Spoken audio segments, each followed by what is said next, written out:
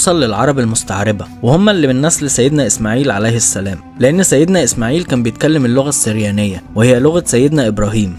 وده بيرجعنا للقبيلة اللي كنا قلنا عليها في الأول، وهي قبيلة جرهم، واللي كانوا في أثناء ترحالهم شافوا طيور بتحوم في السماء، فعرفوا إن في المكان ده بير مية، ووصلوا لهناك لقوا السيدة هاجر قاعدة ومعاها ابنها إسماعيل، وطلبوا منها إنهم يستقروا جنب البير، وأقاموا هناك فترة كبيرة. ولما كبر سيدنا إسماعيل اتجوز واحدة من بنات القبيلة، وعلموه ركوب الخيل والرماية، والأهم إن هم اللي علموه اللغة العربية، ويعتبر سيدنا إسماعيل هو أول واحد يتكلم لغة عربية فصحى. وبعدها ماتت السيدة هاجر، وجه سيدنا إبراهيم علشان يزور ابنه، فقابل زوجة سيدنا إسماعيل وسألها عن أخبارهم، فاشتكت له من ضيق الحال، وهي ما تعرفش إنه حماها، فبلغها السلام لسيدنا إسماعيل وقال لها تبلغه إنه يغير عتبة داره. ولما رجع سيدنا إسماعيل وعرف اللي حصل قال لها إن ده كان أبويا وأمرني إن أطلقك. واتجوز سيدنا إسماعيل بعدها واحدة تانية من قبيلة جرهم. ولما جه سيدنا إبراهيم وسألها عن حالها